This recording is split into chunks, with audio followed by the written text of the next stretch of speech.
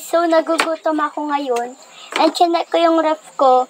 May nakita ako sa gilid na ramen ko.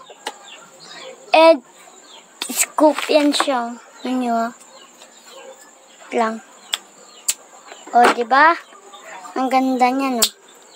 Kala nyo talaga nabali siya. At ito naman yung ramen ko. May expired pa siya ng March 28, 2029 yung recipe. Tara, at ano pang inaantay natin at lutuin na natin itong ramen natin. Or pancit canton. Hindi na daw tayo gagamit dito ng ng tubig, sabi nila. Ito nga para yung laman. Kunin lang natin yung nila. Yung powder. Yan. Ito yung powder. Ito yung powder. Tara na, ano pang inaantay natin? Dahil nagugutom na tayo, lalagay na natin dito yung ramen. Kaya po kinakamay ko kasi ako lang po kakain yan.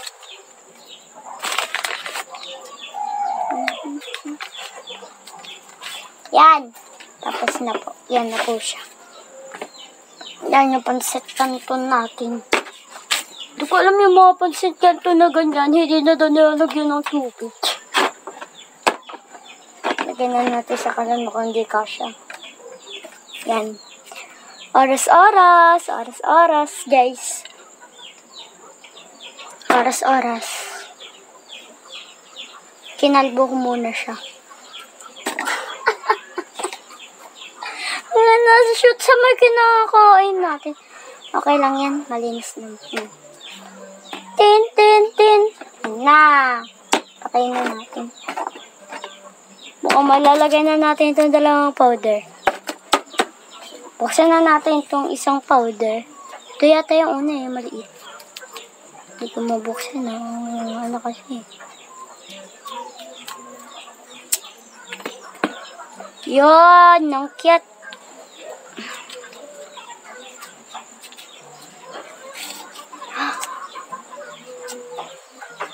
Mga buo pa. Nabuo yung Lagay ko kasi ito sa rep, kaya nabuo yung mga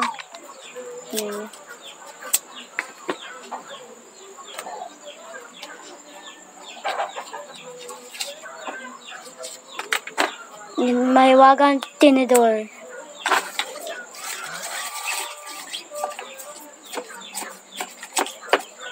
Ito nga pala siya. Mix lang hanggang matuloy. Yan, na-mix na natin. Tapos lalagay na natin yung iba. Wow!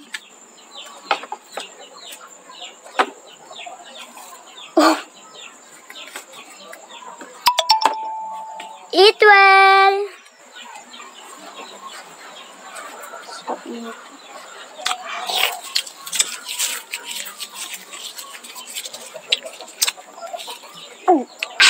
Ang sarap!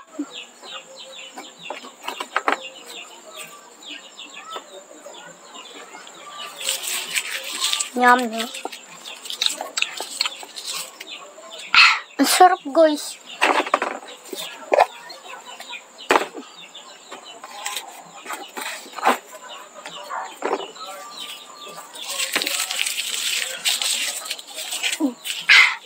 Sarap! Simutin na natin.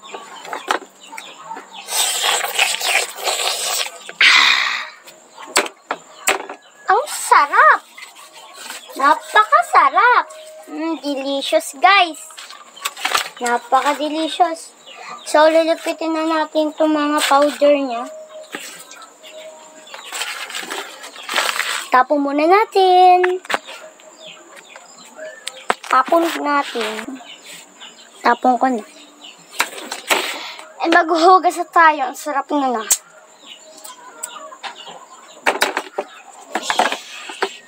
Dahil tamad ako minsan, nilalagay ko na sa wash